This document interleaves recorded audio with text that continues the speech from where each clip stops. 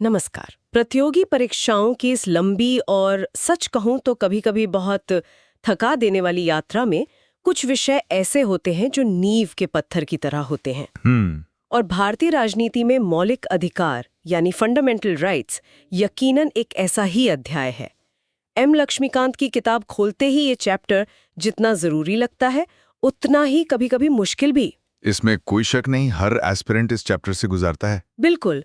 तो आज हम एम लक्ष्मीकांत की किताब में दिए गए इसी महत्वपूर्ण अध्याय पर एक गहरी चर्चा करने वाले हैं। हमारा मकसद सिर्फ अनुच्छेदों को रटना नहीं है, बल्कि उनके पीछे की आत्मा, उनके महत्व और उन बारीकियों को समझना है जिन्होंने हमारे लोकतंत्र को आकार दिया है। और मुझे लगता है ये एक बेहतरीन लक्ष्य है। हम कोशिश करेंगे कि इस जटिल विषय को एक दिलचस्प बातचीत में बदल दें ताकि ये बातें दिमाग में बैठ जाएं, सिर्फ किताबों में ना रह जाएं। ये बहुत जरूरी भी है, क्योंकि मौलिक अधिकार केवल परीक्षा के लिए ही नहीं, बल्कि एक जागरूक नागरिक बनने के लिए भी बेहद जरूरी हैं। ये वो अधिकार हैं जो सरकार की शक्ति पर सीमाएं लगाते हैं और हर व्यक्ति की गरिमा को सुनिश्चित करते हैं। तो चलिए शुरू करते हैं बिल्कुल बेसिक सवाल से। ये मौलिक अधिकार आखिर हैं क्या? संविधान के भाग 3 में अनुच्छेद 12 से 35 तक इनका जिक्र है। इन्हें भारत का मैग्ना कार्टा भी कहा जाता है। जी। लेकिन इन्हें मौलिक या फंडामेंटल ही क्यों कहते हैं, कुछ और क्यों नहीं? ये एक बहुत अच्छा सवाल है और इसके दो मुख्य कारण हैं। पहला, जैसा कि स्रोत में भी बताया गया है, इन्हें ये नाम इसलिए दिया गया है क्योंकि ये देश के मूल कानून यानी संविधान द्वारा गारंटीकृत और संरक्षित हैं। अच्छा। ये कोई आम कानून नहीं है जिन्हें संसद बस एक साधारण बहुमत से बदल दे। मतलब ये ज्यादा मजबूत है। हाँ, और दूसरा और शायद ज्यादा गहरा कारण यह है कि ये किसी भी इंसान के सर्वांगीण विकास के लिए जरूरी माने गए हैं। सर्वांगीण विकास मतलब उसके भौतिक, बौद्धिक, नैतिक और आध्यात्मिक विकास के लिए।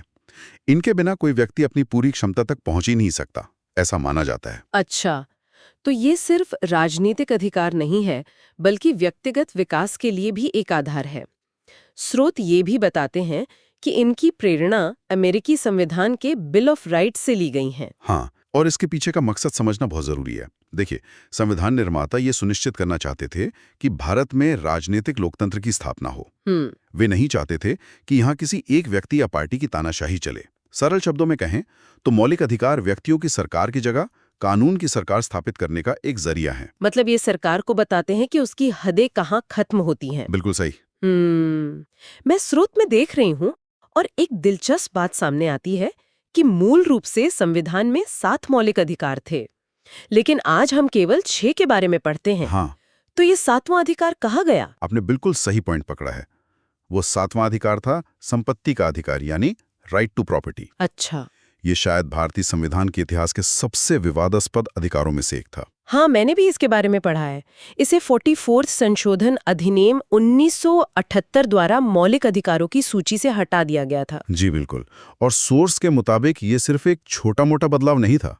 इसके पीछे संसद और न्यायपालिका के बीच एक लंबा टकराव था, खासकर जमींदारी उन्मूलन और भूमि सुधार कानूनों को लेकर, है ना? बिल्कुल। सरकार सामाजिक न्याय के लिए भूमि सुधार करना चाहती थी, लेकिन संपत्ति का अधिकार इसमें आड़े आ रहा था। सालों की बहस और कई अदालती मामलों के बाद इसे मौलिक अधिकार से हटाकर अनुच्छेद 300A के तहत सिर्फ एक कानूनी या संवैधानिक अधिकार बना दिया गया। तो अब इसका स्टेटस क्या है? इसका मतलब है कि अब कोई भी व्यक्ति अपनी संपत्ति से कानून के अधिकार के बिना वंचित नहीं किया जाएगा, लेकिन अब ये संविधान के मूल ढांचे का हिस्सा नहीं है। अच्छा, तो अब हमारे पास 6 मुख्य अधिकार हैं। एक बार जल्दी सुने, गिन लेते हैं। जी। समानता का अधिकार, स्वतंत्रता का अधिकार, शोषण के विरुद्ध अधिकार, धर्म की स्वतंत्रता का अधिकार, सांस्कृतिक और शैक्षिक अधिकार और संवैधानिक उपचार का अधिकार। सही। और ये 6 अधिकार मिलकर भारतीय लोकतंत्र की नींव बनाते हैं। अब इन अधिकारों की कुछ विशेषताओं पर बात करते हैं, क्योंकि प्रीलिम्स में अक्सर इन्हीं बारीकियों से सवाल बनते हैं। हाँ, ये बहुत जरूरी है। जैसे एक बड़ा सवाल ये है कि क्या ये अधिकार भारत में रहने वाले सभी लोगों को मिलते हैं या सिर्फ भारतीय नागरिकों को? ये एक बहुत ही महत्वपूर्ण अंतर है और सोर्स में इसे साफ तौर पर बताया गया है। कुछ मौलिक अधिकार जैसे अनुच्छेद 15, 16, 19 और 29-30 सिर्फ भारतीय नागरिकों के लिए हैं। ये रोजगार, शिक्षा और अभिव्यक्ति जैसे मामलों से जुड़े हैं। वहीं कुछ अन्य अधिकार जैसे अनुच्छेद 14, 20, 21 ये नागरिकों और विदेशियों दोनों को मिलते हैं। अच्छा, मतलब जीवन और समानता जैसे बुनियादी अधिकार सबके लिए है। हाँ बिल्कुल, शत्रु देश के नागरिकों को छोड़कर ये सब के लिए हैं। एक और विशेषता जिसका जिक्र है वो ये है कि ये अधिकार असीमित नहीं है, मतलब एब्सोल्यूट नहीं है, बल्कि क्वालिफाइड है। ये सुनने में थोड़ा एकेडमिक लगता है, इसका असल में क्या मतलब है? इसे एक सरल उदाहरण से समझते हैं। अनुच्छेद 19 हमें बोलने और अभिव्यक्ति की स्वतंत्रता का अधिकार देता है। जी। ये हमारा मौलिक अधिकार है, लेकिन ये असीमित नहीं है। राज्य इस पर उचित प्रतिबंध यानी रीजनेबल रिस्ट्रिक्शंस लगा सकता है। जैसे देश की सुरक्षा, सार्वजनिक व्यवस्था या किसी की मानहानि को रोकने के लिए। अच्छा। आप बोलने की आजादी के नाम पर भीड़ भरे थिएटर में आग चिल्लाकर भगदड़ नहीं मचा सकते। सही बात है। तो ये अधिकार हमें मिले तो हैं, लेकिन सामाजिक जिम्मेदारियों के साथ। और कौन सा प्रतिबंध उचित है और कौन सा नहीं, इसका अंतिम निर्णय अदालत करती है, सरकार नहीं। अच्छा, तो ये व्यक्तिगत स्वतंत्रता और सामाजिक नियंत्रण के बीच एक संतुलन बनाता है। बिल्कुल। और यहीं पर शायद इन अधिकारों की सबसे शक्तिशाली विशेषता आती है। स्रोत कहते हैं कि ये न्यायोचित हैं। जस्टिशियन। हाँ, और ये इन अधिकारों की आत्मा है। न्यायोचित होने का मतलब है कि अगर राज्य या कोई संस्था आपके किसी मौलिक अधिकार का हनन करती है तो आप सीधे सुप्रीम कोर्ट या हाई कोर्ट जा सकते हैं। और अपने अधिकार को लागू करवा सकते हैं। हाँ, अगर ये शक्ति ना हो तो मौलिक अधिकार सिर्फ कागज पर लिखे अच्छे विचार बनकर रह जाएंगे। चलिए अब कुछ प्रमुख अनुच्छेदों को और गहराई से देखते हैं। समानता का अधिकार यानी राइट टू इक्वालिटी से शुरू करते हैं, खासकर अनुच्छेद 14। इसमें दो बातें कही गई हैं, कानून के समक्ष समानता और कानूनों का समान संरक्षण। यह सुनने में एक जैसे लगते हैं, लेकिन इनमें एक बहुत बारीक अंतर है जो अक्सर छात्रों को कंफ्यूज करता है। हाँ, ये एक क्लासिक कंफ्यूजन पॉइंट है, पर इसे समझने का एक बहुत अच्छा तरीका है। कानून के समक्ष समानता यानी इक्वलिटी बिफोर लॉ एक ब्रिटिश अवधारणा है। ओके। और इसे आप एक नकारात्मक अवधारणा मान सकते हैं। नकारात्मक इसलिए क्योंकि ये कुछ करने से रोकती है। इसका मतलब है कि कानून की नजर में सब बराबर हैं और किसी भी व्यक्ति को कोई खास रियायत नहीं मिलेगी। कोई भी कानून से ऊपर नहीं है। अच्छा। यह एक रेफरी की तरह है जो ये सुनिश्चित करता है कि रेस में किसी को गलत तरीके से कोई बढ़त न मिले। ठीक है। और कानूनों का समान संरक्षण, इक्वल प्रोटेक्शन ऑफ लॉज, ये एक अमेरिकी अवधारणा है और इसे आप एक सकारात्मक अवधारणा कह सकते हैं। अच्छा। इसका मतलब है कि समान परिस्थितियों में समान व्यवहार किया जाएगा। ये मानता है कि सभी लोग एक ही शुरुआती बिंदु पर नहीं होते। बिल्कुल। इसे ऐसे समझें कि अगर एक रेस में कोई धावक दिव्यांग है तो उसे एक समान अवसर देने के लिए शायद अलग उपकरण या एक अलग स्टार्टिंग ब्लॉक देना जरूरी है। ये भेदभाव जैसा लग सकता है, लेकिन असल में ये सच्ची समानता स्थापित करने के लिए है। तो ये बस ये कहता है कि एक जैसे लोगों के साथ एक जैसा व्यवहार करो। बिल्कुल सही। ये एक बेहतरीन तरीका है इसे समझने का। रेफरी और कोच वाली बात से ये बिल्कुल साफ हो गया जी। अब आते हैं उस अधिकार पर जिसकी सबसे ज्यादा चर्चा होती है, स्वतंत्रता का अधिकार।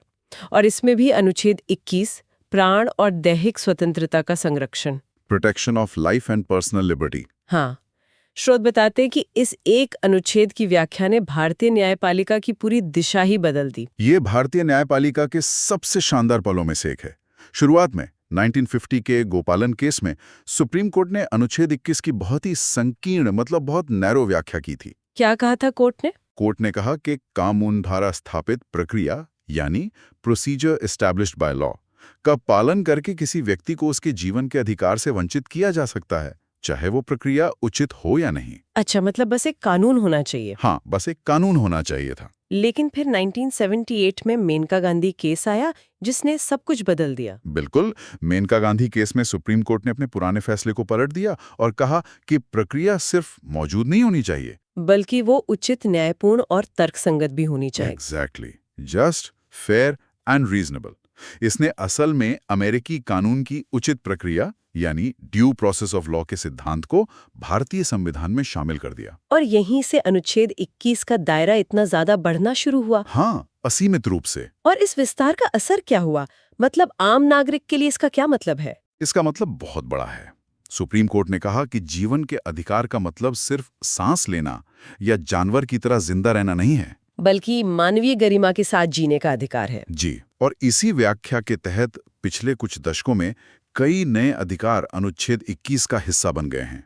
जैसे निजता का अधिकार, राइट टू प्राइवेसी, स्वच्छ पर्यावरण का अधिकार, आश्रय का अधिकार, स्वास्थ्य का अधिकार और हाल के दिनों में तो इंटरनेट तक पहुंच का अधिकार भी। इंटरनेट तक पहुंच का अधिकार भी, वाओ। हाँ, ये दिखाता है कि हमारा संविधान एक जीवित दस्तावेज है जो समय के साथ विकसित होता है। ये सच में अद्भुत है। लेकिन यहाँ एक सवाल उठता है, अगर हमारे पास इतने सारे अधिकार हैं और सरकार उनका उल्लंघन करती है तो हम क्या करेंगे?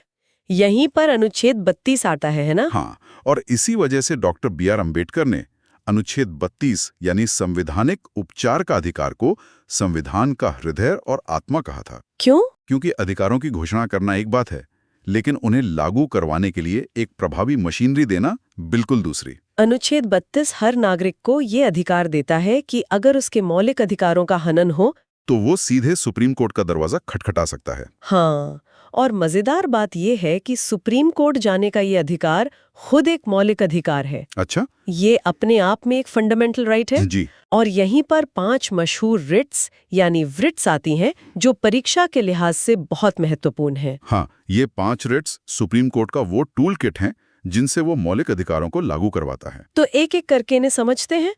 पहली है बंदी प्रत्यक्षीकरण, हेबियस कॉर्पस। जी। इसका शाब्दिक अर्थ है शरीर को प्रस्तुत करो। अगर किसी व्यक्ति को गैर कानूनी तरीके से हिरासत में रखा गया है तो अदालत ये रिट जारी करके पुलिस या संबंधित अथॉरिटी को आदेश देती है कि उस व्यक्ति को अदालत के सामने पेश किया जाए, ताकि हिरासत की वजह जांची जा सके। बिल्कुल, ये व्यक्तिगत स्वतंत्रता का सबसे बड़ा सुरक्षा कवच है। ठीक है। दूसरी है परमादेश यानी मैंडेमस। मैंडेमस का मतलब है हम आदेश देते हैं। जब कोई सार्वजनिक अधिकारी अपना कानूनी कर्तव्य निभाने से इनकार कर दे जिससे किसी व्यक्ति के अधिकार का हनन हो रहा हो, तो अदालत उसे वो काम करने का आदेश दे सकती है। मतलब अगर कोई सरकारी अफसर काम नहीं कर रहा है तो कोर्ट उसे आदेश दे सकता है। हाँ, अगर वो उसकी कानूनी ड्यूटी है तो। अब बाकी 2 है प्रतिषेध, प्रोहिबिशन और उत्प्रेषण, सर्शुररी। इनमें अक्सर कंफ्यूजन होता है। हाँ, क्योंकि दोनों ही ऊपरी अदालत द्वारा निचली अदालतों को जारी की जाती हैं, लेकिन इनमें अंतर याद रखने का एक सरल तरीका है। बताइए। प्रतिषेध यानी प्रोहिबिशन एक स्टॉप साइन की तरह है। Stop sign? हाँ, ये तब जारी किया जाता है जब निचली अदालत अपने अधिकार क्षेत्र से बाहर जाकर किसी मामले की सुनवाई कर रही हो। ये उसे वहीं रुकने का आदेश देता है। अच्छा, मतलब प्रोसीड मत करो। बिल्कुल, वही उत्प्रेषण यानी सर्शुरारी एक अंडू बटन की तरह है। अंडू बटन दिलचस्प है। ये तब जारी किया जाता है जब निचली अदालत अपना फैसला सुना चुकी हो। इसका उद्देश्य उस गलत फैसले को रद्द करना होता है। तो एक रोकता है, दूसरा रद्द करता है। बिल्कुल, प्रोहिबिशन प्रिवेंट्स, सर्शुरारी क्योर्स। क्या बात है। स्टॉप साइन और अंडू बटन, मुझे नहीं लगता कि अब कोई इसे भूलेगा। और 5वीं रिट है अधिकार पृच्छा। जी, क्वो वारंटो। इसका अर्थ है किस अधिकार से। अगर कोई व्यक्ति गलत तरीके से किसी सार्वजनिक पद पर बैठ गया है तो अदालत इस रिट के जरिए उसके दावे की वैधता की जांच कर सकती है। ठीक है, अब ये सब साफ हो गया। तो आज की इस पूरी चर्चा को अगर हम समेटें तो ये साफ है कि मौलिक अधिकार भारतीय संविधान का सिर्फ एक अध्याय नहीं है। नहीं, ये हमारे लोकतंत्र की धड़कन है। बिल्कुल, ये हमें राज्य की मनमानी से बचाते हैं और एक गरिमापूर्ण जीवन का वादा करते हैं। हाँ, हमने देखा कि ये अधिकार कैसे समय के साथ विकसित हुए हैं, कैसे न्यायपालिका ने उनकी व्याख्या करके इन्हें और मजबूत बनाया है और वे हमारे लिए क्यों इतने महत्वपूर्ण हैं। ये वो आधार है जिस पर एक न्यायपूर्ण और बराबरी वाले समाज का निर्माण हो सकता है। सही कहा। आज की चर्चा के बाद मैं श्रोताओं के लिए एक सवाल छोड़कर जाना चाहती हूँ। हमने देखा कि कैसे अनुच्छेद 21 का दायरा समय के साथ कितना ज्यादा बढ़ गया है। तो क्या भविष्य में बदलते समय के साथ जलवायु परिवर्तन के बुरे प्रभावों से सुरक्षा का अधिकार या इस डिजिटल युग में भूल जाने का अधिकार यानी राइट टू बी फॉरगॉटन जैसे नए अधिकार भी हमारे मौलिक अधिकारों का हिस्सा बन सकते हैं? ये सोचने वाली बात है। सोचिएगा जरूर। भारतीय संविधान की आत्मा क्या है? क्या वो सिर्फ हमें दिए गए अधिकार हैं या वो सपने भी हैं जो हमारे संविधान निर्माताओं ने आने वाली सरकारों के लिए देखे थे?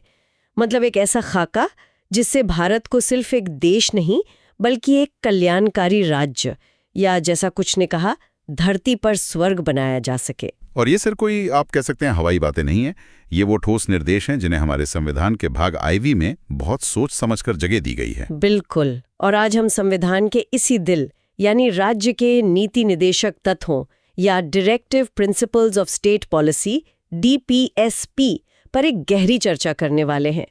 ये वो विषय है जो UPSC और SSC जैसी प्रतियोगी परीक्षाओं की तैयारी करने वालों के लिए बेहद ज़रूरी है, लेकिन उससे भी बढ़कर ये हर भारतीय नागरिक को समझना चाहिए कि आखिर हमारा देश किस दिशा में आगे बढ़ना चाहता है।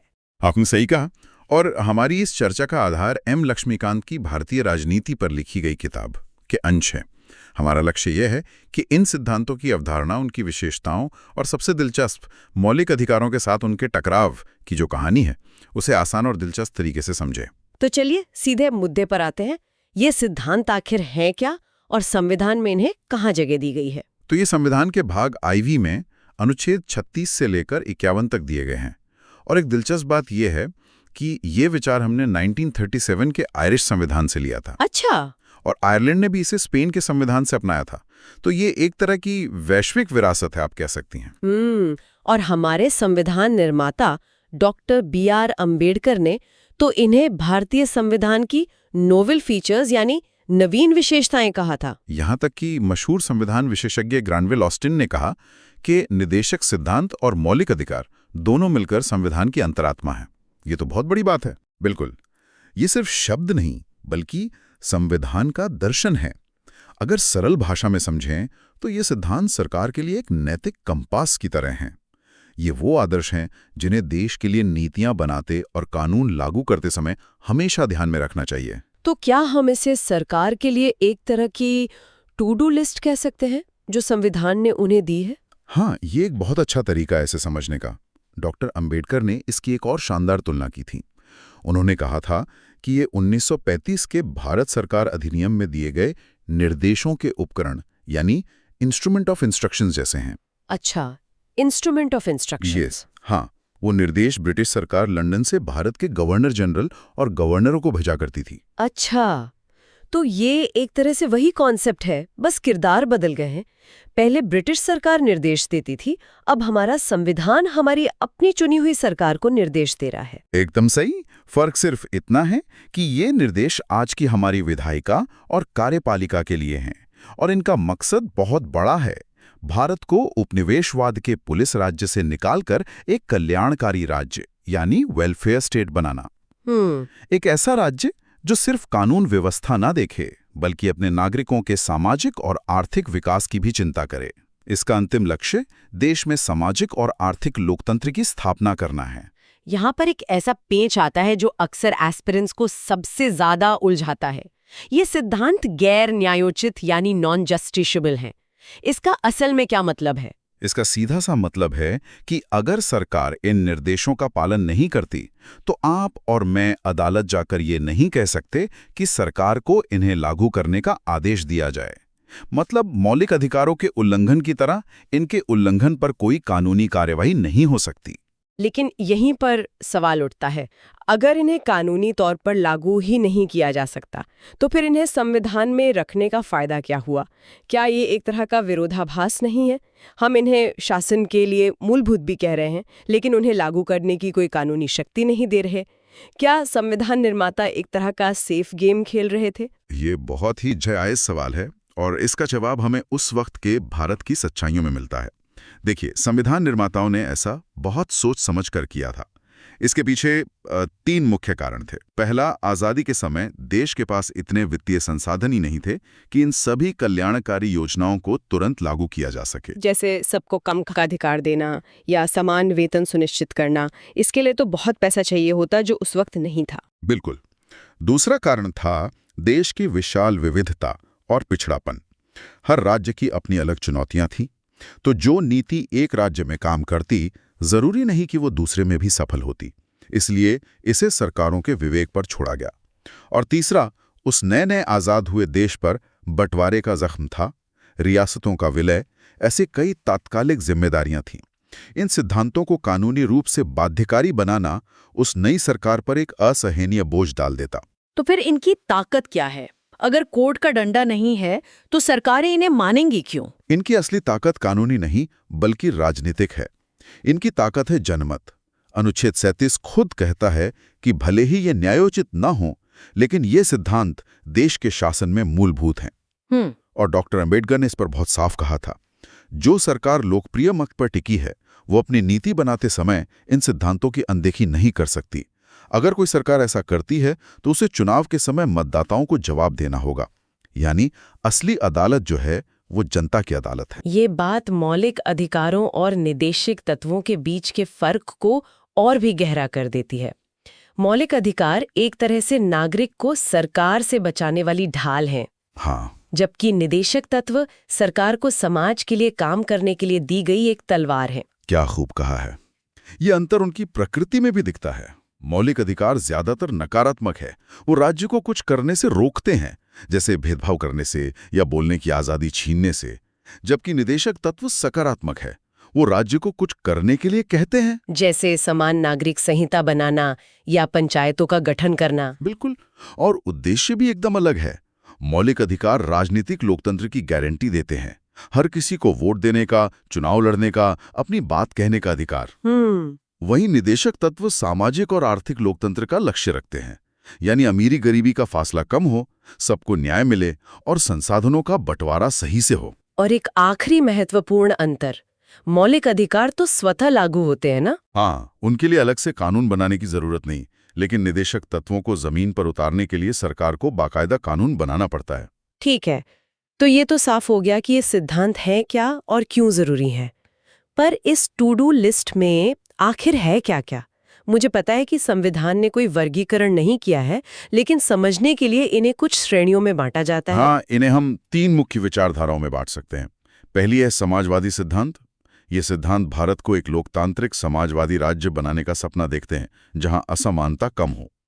इसमें अनुच्छेद 38 आता है, जो सामाजिक, आर्थिक और राजनीतिक न्याय की बात करता है, और अनुच्छेद 39 जो कहता है कि देश के भौतिक संसाधनों का स्वामित्व और नियंत्रण इस तरह बटा हो कि सबका भला हो, न कि कुछ लोगों के हाथ में धन जमा हो जाए। समान काम के लिए समान वेतन का मशहूर सिद्धांत भी तो इसी का हिस्सा है। बिल्कुल। और बाद में 42 में संशोधन से जोड़ा गया अनुच्छेद 39A भी बहुत महत्वपूर्ण है, जो कहता है कि राज्य ये सुनिश्चित करेगा कि सबको समान न्याय मिले और गरीबों को मुफ्त कानूनी सहायता प्रदान की जाए।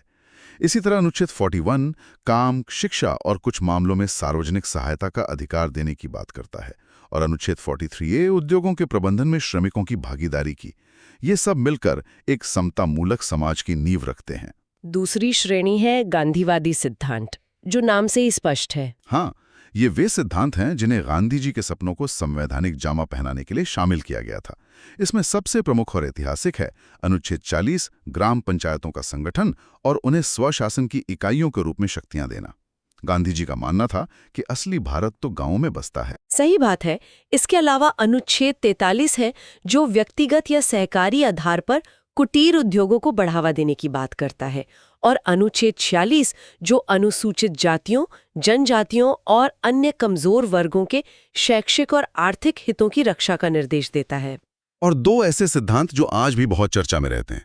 अनुच्छेद 47 जो नशीले पेय और स्वास्थ्य के लिए हानिकारक दवाओं के सेवन पर प्रतिबंध लगाने का निर्देश देता है, और अनुच्छेद 48 जो गायों, बछड़ों और अन्य दुधारू पशुओं के वध पर रोक लगाने की बात करता है। ये सीधे तौर पर गांधीवादी दर्शन से प्रेरित हैं। और तीसरी और आखिरी श्रेणी है उदार बौद्धिक सिद्धांत। सही। ये सिद्धांत उदारवाद की विचारधारा का प्रतिनिधित्व करते हैं। इसमें शायद संविधान का सबसे चर्चित और विवादास्पद अनुच्छेद आता है, अनुच्छेद 44, जो राज्य को सभी नागरिकों के लिए एक समान नागरिक संहिता यानी यूनिफॉर्म सिविल कोड बनाने का निर्देश देता है। इसी में अनुच्छेद 45 भी है, जो पहले 14 साल तक के बच्चों की शिक्षा की बात करता था, लेकिन 86वें संशोधन के बाद अब ये 6 साल से कम उम्र के बच्चों की देखभाल और शिक्षा की व्यवस्था करने को कहता है। और एक बहुत ही महत्वपूर्ण सिद्धांत जो लोकतंत्र की बुनियाद है, अनुच्छेद 50 न्यायपालिका का कार्यपालिका से पृथक्करण। आसान भाषा में कहें तो जज और सरकारी अफसर अपना अपना काम करें, एक दूसरे के काम में दखल न दें ताकि न्याय निष्पक्ष बना रहे। और अंत में अनुच्छेद 51, जो अंतर्राष्ट्रीय शांति और सुरक्षा को बढ़ावा देने और राष्ट्रों के बीच न्यायपूर्ण और सम्मानजनक संबंध बनाए रखने की बात करता है। ये हमारी विदेश नीति का आधार स्तंभ है। तो हमारे पास ये 3 तरह के सिद्धांत हैं, समाजवादी, गांधीवादी और उदार बौद्धिक। ये सब बहुत ऊंचे आदर्श हैं। लेकिन सवाल ये उठता है कि जब इन आदर्शों को लागू करने की कोशिश की गई और वो किसी के व्यक्तिगत मौलिक अधिकारों से टकराए, तब क्या हुआ? यहीं से भारतीय संवैधानिक इतिहास की सबसे दिलचस्प और नाटकीय कहानी शुरू होती है। बिल्कुल, ये टकराव संसद और न्यायपालिका के बीच की एक लंबी खींचतान की कहानी है। इसकी शुरुआत संविधान लागू होने के ठीक बाद हो गई। 1951 के चंपकम दोराई राजन मामले में सुप्रीम कोर्ट ने एक सीधा और साफ फैसला दिया। अगर मौलिक अधिकारों और निदेशक तत्वों में कोई टकराव होता है तो मौलिक अधिकार ही सर्वोच्च माने जाएंगे। डीपीएसपीज को एफआरएस के अधीन, मतलब सहायक के रूप में काम करना होगा। यानी शुरुआत में तो मौलिक अधिकारों का पलड़ा भारी था। हाँ, लेकिन संसद चुप नहीं बैठी। उसने पहले, चौथे और 17वें संशोधनों के जरिए कुछ निदेशक तत्वों, खासकर भूमि सुधारों को लागू करने के लिए संपत्ति के मौलिक अधिकार में बदलाव किए। पर असली भूचाल आया 1967 के गोलकनाथ मामले में। अच्छा। सुप्रीम कोर्ट ने अपना रुख पूरी तरह बदलते हुए कहा कि मौलिक अधिकार पवित्र, यानी सैक्रोसैंक्ट और अपरिवर्तनीय हैं। संसद निदेशक तत्वों को लागू करने के लिए भी उनमें कोई संशोधन नहीं कर सकती। ये तो न्यायपालिका और संसद के बीच सीधी टक्कर हो गई। मतलब संसद, जो जनता का प्रतिनिधित्व करती है, वो सामाजिक न्याय के लिए कानून बनाना चाहती है, और अदालत कह रही है कि आप व्यक्तिगत अधिकारों को छू भी नहीं सकते। ठीक कही हो। और संसद ने इस फैसले पर जबरदस्त प्रतिक्रिया दी। 1971 में 24वां और 25वां संशोधन पारित किया गया। 25वें संशोधन से एक नया और बहुत शक्तिशाली अनुच्छेद 31C जोड़ा गया। इसने कहा कि अगर सरकार अनुच्छेद 39B और C, जो संसाधनों के समान वितरण से जुड़े हैं, को लागू करने के लिए कोई कानून बनाती है, तो उसे इस आधार पर अदालत में चुनौती नहीं दी जा सकती कि वो अनुच्छेद 14 या 19 का उल्लंघन करता है। और फिर आया वो केस जिसने भारत के संविधान की व्याख्या को हमेशा के लिए बदल दिया, केशवानंद भारती मामला 1973। सही। इस ऐतिहासिक मामले में सुप्रीम कोर्ट में अनुच्छेद 31C को काफी हद तक वैध तो माना, लेकिन साथ ही संविधान की मूल संरचना यानी बेसिक स्ट्रक्चर का सिद्धांत भी दिया। कोर्ट ने कहा कि संसद संविधान में संशोधन तो कर सकती है, लेकिन उसकी मूल संरचना को नहीं बदल सकती। और न्यायिक समीक्षा, जुडिशियली रिव्यू, भी इसी मूल संरचना का हिस्सा है। लेकिन ये ड्रामा यहीं खत्म नहीं हुआ। इसके बाद इमरजेंसी के दौरान 1976 में 42वां संशोधन आया, जिसे मिनी संविधान भी कहते हैं। हाँ, इस संशोधन ने अनुच्छेद 31C का दायरा बहुत ज्यादा बढ़ा दिया। इसने कह दिया कि किसी भी निदेशक तत्वों को लागू करने के लिए बनाए गए कानून को मौलिक अधिकारों पर प्राथमिकता दी जाएगी। इस एक कदम ने पूरे समीकरण को पलट दिया और निदेशक तत्वों को मौलिक अधिकारों से ऊपर खड़ा कर दिया। पर यह स्थिति भी ज्यादा दिन नहीं टिकी, है ना? नहीं। 1980 के मिनर्वा मिल्स मामले में सुप्रीम कोर्ट ने इस विस्तार को असंवैधानिक घोषित कर दिया। और यहां कोर्ट ने वो बात कही जो आज भी इस बहस का सार है। कोर्ट ने कहा, भारतीय संविधान मौलिक अधिकारों और निदेशक सिद्धांतों के बीच संतुलन की नींव पर टिका है। वे एक रथ के 2 पहियों की तरह हैं। ये सामंजस्य और संतुलन संविधान की मूल संरचना का एक अनिवार्य हिस्सा है। वाह, मतलब ना कोई बड़ा ना कोई छोटा, बल्कि दोनों के बीच एक संतुलन जरूरी है। तो अगर आज की स्थिति को संक्षेप में समझना हो तो क्या है? आज की स्थिति यह है कि मौलिक अधिकारों को निदेशक तत्वों पर सर्वोच्चता प्राप्त है, लेकिन ये कोई अभेद दीवार नहीं है। संसद निदेशक सिद्धांतों को लागू करने के लिए मौलिक अधिकारों में संशोधन कर सकती है। बस शर्त यह है कि ऐसा संशोधन संविधान की मूल संरचना को नष्ट न करे। संतुलन ही कुंजी है। तो ये सिर्फ अदालती लड़ाइयां और किताबी बातें नहीं हैं।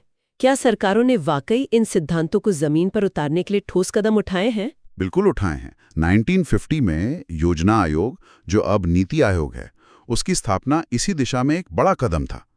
बड़े पैमाने पर भूमि सुधार कानून लाए गए, जिससे जमींदारी और जागीरदारी जैसी प्रथाओं का अंत हुआ। ये सीधे सीधे अनुच्छेद 39 को लागू करने की कोशिश थी। और मजदूरों के लिए भी तो कई कानून बने, जैसे न्यूनतम मजदूरी अधिनियम या 1976 का समान पारिश्रमिक अधिनियम। हाँ, ये सब अनुच्छेद 39 और 43 को लागू करने के प्रयास थे।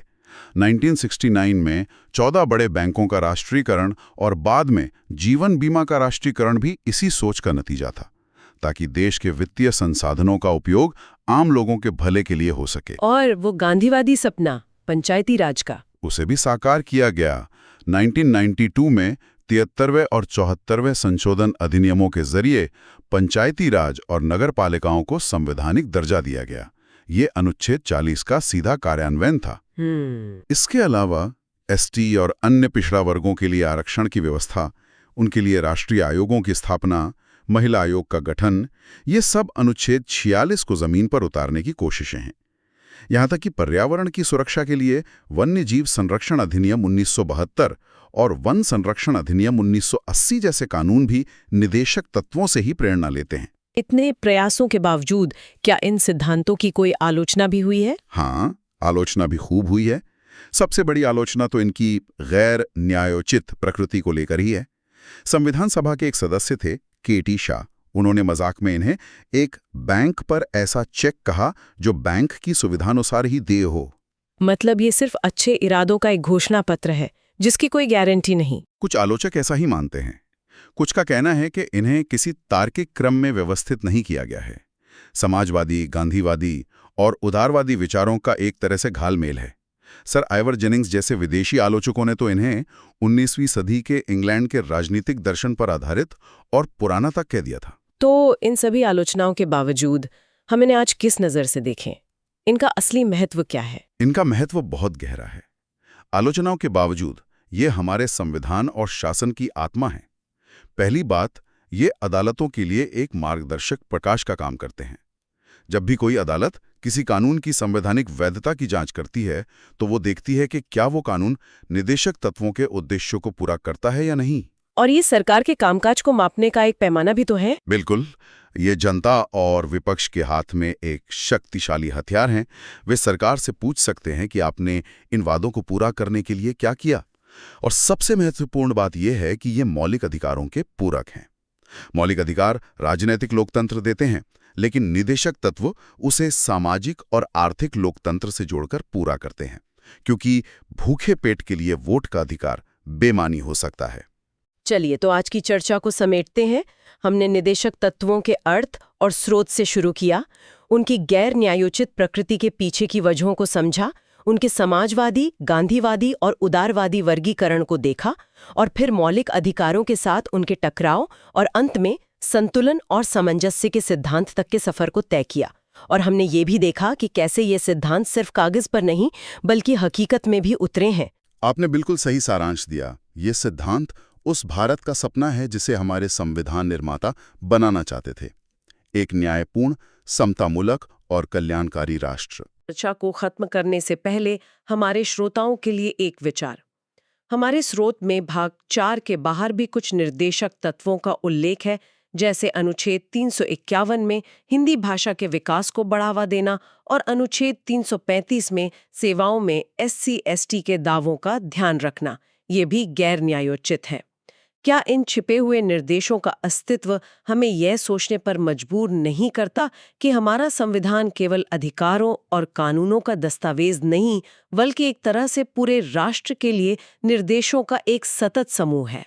अधिकारों की बात तो देखिए सब करते हैं, पर क्या हमारे कोई कर्तव्य भी हैं? बिल्कुल। और मजे की बात तो यह है कि जब 1950 में भारत का संविधान लागू हुआ तो इसका जवाब था नहीं।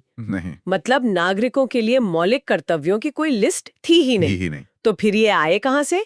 इन्हें जोड़ने की जरूरत क्यों पड़ी?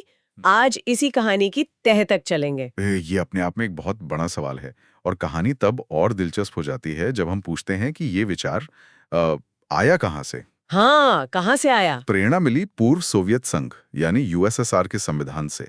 सोचिए, एक लोकतांत्रिक देश के संविधान में एक कम्युनिस्ट देश का विचार शामिल किया जा रहा है। ये तो बड़ी अजीब बात है ना? दुनिया के ज्यादातर बड़े लोकतंत्र जैसे अमेरिका, कनाडा, फ्रांस, ऑस्ट्रेलिया, इनके संविधान में नागरिकों के कर्तव्यों की कोई अलग से सूची नहीं है। जापान एक बड़ा अपवाद है। तो भारत ने ये अलग रास्ता क्यों चुना? इसकी जड़ें 1975 में लगी इमरजेंसी से जुड़ी हैं। तो चलिए सीधे उसी दौर में चलते हैं। 1975 से 77 के बीच देश में आंतरिक आपातकाल लगा हुआ था। उसी दौरान तत्कालीन कांग्रेस सरकार ने सरदार स्वर्ण सिंह की अध्यक्षता में एक समिति बनाई। तो इस समिति को बनाने के पीछे सरकार का मकसद क्या था?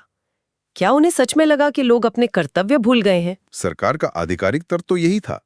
देखिए, समिति का काम था मौलिक कर्तव्यों पर सिफारिशें देना। समिति ने इस बात पर जोर दिया कि नागरिकों को ये एहसास होना चाहिए कि सिर्फ अधिकारी में ही है। बिल्कुल, कि अधिकारों का आनंद लेते हुए उनके कुछ कर्तव्य भी हैं। उनका मानना था कि अधिकार और कर्तव्य एक दूसरे से अलग नहीं हो सकते। ठीक है। इसी समिति की सिफारिशों के आधार पर 1976 में 42वां संविधान संशोधन लाया गया। ये वही संशोधन है जिसे मिनी कॉन्स्टिट्यूशन भी कहा जाता है। हाँ, क्योंकि इसने संविधान में बहुत बड़े बदलाव किए थे। बहुत बड़े बदलाव। इसी के जरिए संविधान में एक नया भाग पार्ट वीए और एक नया अनुच्छेद आर्टिकल 51A जोड़ा गया, जिसमें 10 मौलिक कर्तव्य शामिल थे। उस वक्त की सरकार ने इसे एक ऐतिहासिक भूल को सुधारना बताया था। उनका कहना था कि संविधान बनाने वालों से ये चीज छूट गई थी जिसे अब पूरा किया जा रहा है।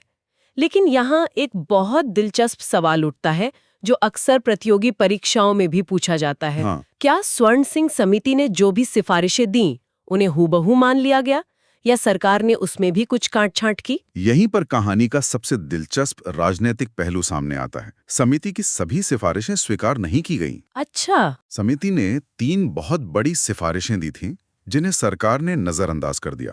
पहली और सबसे विवादास्पद ये थी कि कर्तव्यों का पालन न करने पर संसद को दंड या सजा देने का अधिकार होना चाहिए। मतलब अगर कोई अपना कर्तव्य नहीं निभाता तो उसे सजा मिलती? बिल्कुल। और समिति इससे भी एक कदम आगे गई। उन्होंने कहा कि अगर संसद ऐसा कोई कानून बनाती है तो उसे इस आधार पर अदालत में चुनौती नहीं दी जा सकती कि वो किसी के मौलिक अधिकारों का हनन कर रहा है। ओह, ये तो बहुत बड़ा कदम होता। बहुत बड़ा। लेकिन सरकार ने इसे नहीं माना। दूसरी सिफारिश थी कि टैक्स देना भी एक मौलिक कर्तव्य होना चाहिए। एक मिनट, ये तो बहुत अजीब है। टैक्स देना तो किसी भी नागरिक का सबसे बुनियादी कर्तव्य लगता है। इसे शामिल क्यों नहीं किया गया? इसके पीछे क्या सोच हो सकती है? यही दिखाता है कि ये कर्तव्य जितने नैतिक थे उतने ही राजनीतिक भी। सोचिए, इमरजेंसी का दौर है, सरकार नागरिकों पर कर्तव्य थोप रही है, लेकिन टैक्स जैसी बुनियादी जिम्मेदारी को शामिल करने से पीछे हट गई। शायद उन्हें डर था कि इससे मध्यम वर्ग और व्यापारी वर्ग नाराज हो सकता था, जिनका समर्थन बनाए रखना जरूरी था। सही बात है। और तीसरी सिफारिश जिसे नहीं माना गया वो भी दंड से ही जुड़ी थी। तो कुल मिलाकर सरकार ने कर्तव्यों का विचार तो ले लिया, लेकिन उन्हें सजा के डर से मुक्त रखा, कम से कम सीधे तौर पर। तो उन्हें एक नैतिक और नागरिक जिम्मेदारी के तौर पर पेश किया गया, ना कि कानूनी बाध्यता के तौर पर। एकदम सही। तो इस सारी बहस और काट-छाट के बाद आखिर वो कौन से कर्तव्य हैं जो संविधान का हिस्सा बने? शुरुआत में 10 थे, अब 11 हैं। इनमें से कुछ तो बिल्कुल सीधे साधे लगते हैं, जैसे संविधान का पालन करना, राष्ट्रगान और राष्ट्रध्वज का आदर करना। हाँ। या फिर भारत की संप्रभुता, एकता और अखंडता की रक्षा करना। ये तो किसी भी देश की नींव है। हाँ, ये तो नागरिक कर्तव्य हैं। लेकिन कुछ नैतिक कर्तव्य भी हैं, जैसे स्वतंत्रता संग्राम के महान आदर्शों को दिल में संजोए रखना। इसके अलावा कुछ ऐसे कर्तव्य भी हैं जिन पर आज के समय में बहुत बहस होती है, जैसे सार्वजनिक संपत्ति को सुरक्षित रखना और हिंसा से दूर रहना। हाँ, ये तो बहुत प्रासंगिक है। हम अक्सर विरोध प्रदर्शनों के दौरान बसों और ट्रेनों को जलते हुए देखते हैं, जो सीधे सीधे इस कर्तव्य का उल्लंघन है। बिल्कुल। और एक कर्तव्य है जो सुनने में बहुत अच्छा लगता है, लेकिन शायद सबसे ज्यादा अस्पष्ट भी है। वैज्ञानिक दृष्टिकोण, मानवतावाद और ज्ञानार्जन तथा सुधार की भावना का विकास करना। अब वैज्ञानिक दृष्टिकोण का क्या मतलब है? सही सवाल है। क्या ये सिर्फ अंधविश्वास का विरोध करना है या हर परंपरा पर सवाल उठाना है? संविधान इसकी कोई परिभाषा नहीं देता। और यही इन कर्तव्यों की सबसे बड़ी आलोचना का आधार भी बनता है। लेकिन उस पर आने से पहले इनकी कुछ खास विशेषताओं को समझना जरूरी है, जहां से अक्सर सवाल बनते हैं। बताइए। पहली, ये सिर्फ भारतीय नागरिकों पर लागू होते हैं, विदेशियों पर नहीं। ये मौलिक अधिकारों से एक बड़ा अंतर है, क्योंकि अनुच्छेद 15, 16, 19 जैसे कुछ अधिकारों को छोड़कर बाकी मौलिक अधिकार विदेशियों को भी मिलते हैं। और दूसरी सबसे बड़ी विशेषता जिसके बारे में हमने अभी बात की, कि ये गैर न्यायिक है, नॉन जस्टिशिएबल। इसका मतलब क्या है, इसे थोड़ा और आसान भाषा में समझते हैं। हाँ, तो क्या इसका मतलब ये हुआ कि अगर मेरा पड़ोसी राष्ट्रगान के समय खड़ा नहीं होता तो मैं उस पर अदालत में केस नहीं कर सकती? एकदम सही। आप सीधे अदालत जाकर ये नहीं कह सकते कि फलां व्यक्ति अपना मौलिक कर्तव्य नहीं निभा रहा है, इसलिए उसे सजा दी जाए। अच्छा। इस मामले में ये राज्य के नीति निर्देशक सिद्धांतों मतलब डायरेक्टिव प्रिंसिपल्स की तरह हैं, जिन्हें सीधे कोर्ट द्वारा लागू नहीं करवाया जा सकता। लेकिन, और ये लेकिन बहुत महत्वपूर्ण है, क्या? संसद चाहे तो इन कर्तव्यों को लागू करने के लिए कानून बना सकती है, और यहीं पर पूरा खेल बदल जाता है। शक्ति नागरिक के हाथ में नहीं, बल्कि सरकार और संसद के हाथ में है। और एक 11वां कर्तव्य भी है जो बाद में जोड़ा गया। हाँ, ये मूल सूची का हिस्सा नहीं था। इसे 2002 में 86वें संविधान संशोधन के जरिए जोड़ा गया। काफी बाद में मतलब? हाँ, काफी बाद में। ये कर्तव्य कहता है कि 6 से 14 साल की उम्र के बच्चों के माता-पिता या अभिभावक का ये कर्तव्य होगा कि वे उन्हें शिक्षा का अवसर प्रदान करें। अच्छा, तो ये राइट टू एजुकेशन वाले संशोधन के साथ आया था? बिल्कुल, ये उसी संशोधन का हिस्सा था जिसने शिक्षा के अधिकार को अनुच्छेद 21A के तहत एक मौलिक अधिकार बनाया था। ये दिखाता है कि कैसे अधिकार और कर्तव्य एक दूसरे से जुड़े हैं। तो अब आलोचनाओं पर आते हैं। जैसा कि आपने कहा, एक बड़ी आलोचना तो इनकी भाषा को लेकर है। समग्र संस्कृति की गौरवशाली परंपरा का महत्व समझना या वैज्ञानिक दृष्टिकोण, ये शब्द एक आम आदमी के लिए बहुत भारी भरकम और अस्पष्ट है। बिल्कुल। आलोचक कहते हैं कि इनकी कई तरह से व्याख्या की जा सकती है और इनका गलत इस्तेमाल भी हो सकता है। दूसरी बड़ी आलोचना ये है कि ये सूची अधूरी है। इसमें वोट डालना, टैक्स देना या परिवार नियोजन जैसे कई जरूरी नागरिक कर्तव्य शामिल ही नहीं है, जबकि स्वर्ण सिंह समिति ने टैक्स को शामिल करने की बात कही थी। कुछ आलोचकों ने तो इन्हें सुपरफ्लुअस यानी मतलब फालतू तक कह दिया। उनका तर्क था कि जो लोग देशभक्त हैं वे तो इन कर्तव्यों का पालन बिना संविधान में लिखे भी करेंगे। हाँ, जैसे देश की रक्षा करना या तिरंगे का सम्मान करना। और जो नहीं करते वे संविधान में लिखे होने के बाद भी नहीं करेंगे, क्योंकि कोई सीधी सजा तो है नहीं। तो क्या ये सिर्फ एक नैतिक उपदेशों की सूची बनकर रह गई है? देखने में ऐसा लग सकता है, लेकिन इन आलोचनाओं के बावजूद शासन और न्यायपालिका के दृष्टिकोण से इनका महत्व बहुत ज्यादा है। कैसे? पहला, ये नागरिकों के लिए एक रिमाइंडर की तरह है। ये याद दिलाते हैं कि जब आप अपने अधिकारों का इस्तेमाल कर रहे हैं तो देश और समाज के प्रति आपकी कुछ जिम्मेदारियां भी हैं। ये एक संतुलन बनाने की कोशिश है। ठीक है। दूसरा, ये राष्ट्र विरोधी और समाज विरोधी गतिविधियों के खिलाफ एक चेतावनी का काम करते हैं, जैसे राष्ट्रीय ध्वज को जलाना या सार्वजनिक संपत्ति को नष्ट करना। हाँ। भले ही सीधी सजा न हो, पर यह संविधान में लिखा है कि ये आपका कर्तव्य है कि आप ऐसा ना करें। और इसका तीसरा और शायद सबसे महत्वपूर्ण पहलू कानूनी है, जो अदालतों से जुड़ा है। हाँ, और ये सबसे महत्वपूर्ण कानूनी पहलू है जिसे समझना बहुत जरूरी है। ये कर्तव्य अदालतों को किसी कानून की संवैधानिक वैधता की जांच करने में मदद करते हैं। अच्छा, वो कैसे? सुप्रीम कोर्ट ने कई बार कहा है कि किसी कानून की व्याख्या करते समय अगर अदालत को लगता है कि वो कानून किसी मौलिक कर्तव्य को प्रभावी बनाने में मदद कर रहा है तो उस कानून को वैध माना जा सकता है। ओह, तो ये जजों के लिए एक तरह का गाइडेंस है। एकदम। 1991 के मोहन कुमार सिंघानिया मामले और 2012 के रामलीला मैदान मामले में सुप्रीम कोर्ट ने यह साफ किया कि संविधान के भाग 3 यानी अधिकार, भाग 4 यानी निर्देशक सिद्धांत और भाग IVA यानी कर्तव्य, इन तीनों को अलग अलग नहीं पढ़ा जा सकता। ये एक ही ताने बाने का हिस्सा है। बिल्कुल।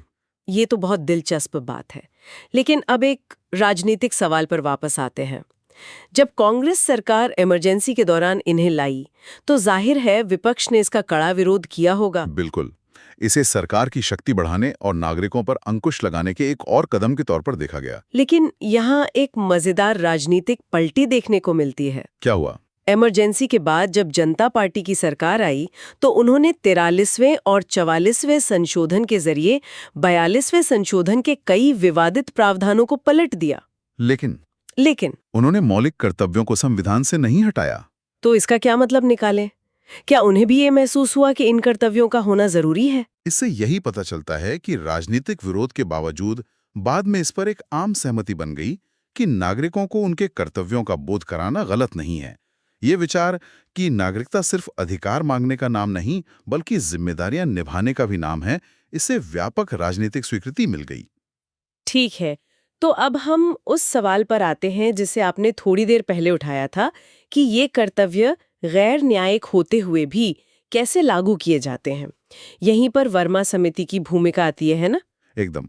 1999 में बनी जस्टिस J.S. वर्मा समिति का काम यही पता लगाना था कि क्या इन गैर न्यायिक कर्तव्यों को लागू करने के लिए देश में पहले से कोई कानूनी प्रावधान मौजूद हैं। और उन्होंने क्या पाया? और उन्होंने जो पाया वो बहुत चौंकाने वाला था। समिति ने पाया कि सरकार ने एक तरह से पिछले दरवाजे से कई कानूनों के जरिए इन कर्तव्यों को पहले से ही लागू कर रखा था। मतलब ये एक तरह का संवैधानिक धोखा है कि एक तरफ तो कहा गया कि ये लागू नहीं किए जा सकते, लेकिन दूसरी तरफ पहले से ही ऐसे कानून मौजूद हैं जो सजा दे सकते हैं। इसे धोखा कहना शायद सही ना हो, लेकिन ये निश्चित रूप से एक बहुत ही चतुर कानूनी व्यवस्था है।